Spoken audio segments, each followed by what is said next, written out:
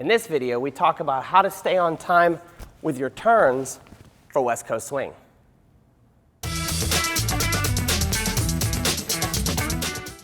What's up, gang? Brian B. and Miss Megan. We are talking about how to stay on time for your turns in West Coast Swing. We get this question quite a bit, and we thought we would offer it up. And typically, I think where this is happening is not in those crazy spins that Megan just made, but within a simple, basic inside turn, which is the bread and butter. So if we look at a left side pass first, where we had 1, 2, we triple, 3, and 4, 5, and 6, right? Left side pass isn't the coolest move you're going to do, but it does allow us to access an inside roll or an inside turn.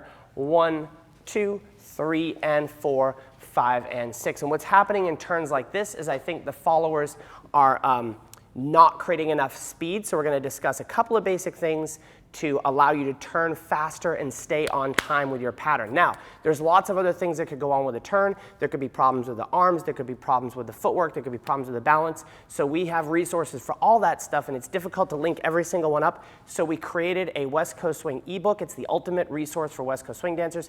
In the description below, go ahead and click the link, download that, and then what you can do is scroll through the menu, find what your problem is. It will shoot you to an article, a video, or whatever resource we've created to help fix those problems for you. Awesome.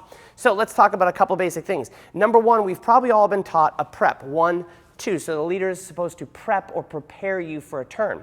Basically what that means is that Megan's left side is going to be ahead to enter a standard inside turn. What that does is leave the right side back to create energy. So if you think about anything athletic, I'd want to, if I was right-handed and throwing a ball, I would leave this back. If I was swinging a golf club, I would leave this back to create some energy.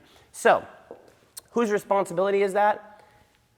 Both. But really, if you're struggling with your turns, it's going to be your responsibility. So no matter what goes on with this, if you sense that it's a prep or a preparation to turn, you're immediately going to set that position. Cool? That's number one. Now, Megan's going to close the right side of her body to the left, or her right foot to her left foot to create speed, right? If we hop back on to count 2.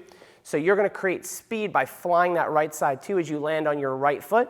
Boom, now you're immediately going to step back out with your left foot to the original position, right? So that's the fast part. If we did this from here, let's do it in a free spin. We're going to go 1, 2, 3, and watch the speed. 1, there's the prep for 2, 3, and notice she comes right back to the same position. That's a big key, is you're going to walk forward onto the left foot. Boom, you're going to close 3 and stepping forward, and then from here you're going to pivot back and anchor step. And while I'm doing this, I just remembered another thing we're going to link up in this video. We actually have a course. I forgot the course. It's the ultimate guide to spins for West Coast Swing. So if spins really are your struggle, you can just click that straight through, purchase that course. It walks you through step by step, more than we could do here in this video. So again, if we look at this again, biggest key, you want to prep or prepare yourself, leave the right side back, close with as much power as you can, step back out, and then at this point, you only have a half turn back and then an anchor step. And in the course, we're going to talk about chaîné turns and pivot turns and the differences. But for the sake of this, 1, prep 2, go fast for 3 and 4, anchor 5 and 6. A lot of things we could do to troubleshoot that, but that's your key followers. Make sure that you're prepped. Open that side up and practice this drill. Actually, we'll have Megan do this. This is a drill that we use with our students all the time, where she's prepared, she closes, and then steps back down line, closes and steps back down line. Of course, she's spotting down line with her eyes, so her nose and toes continue down line. But that is a drill that you can improve your speed and hence be able to stay on time in your turns for West Coast Swing. Don't forget the ebook or the course, and we will see you on a dance floor soon.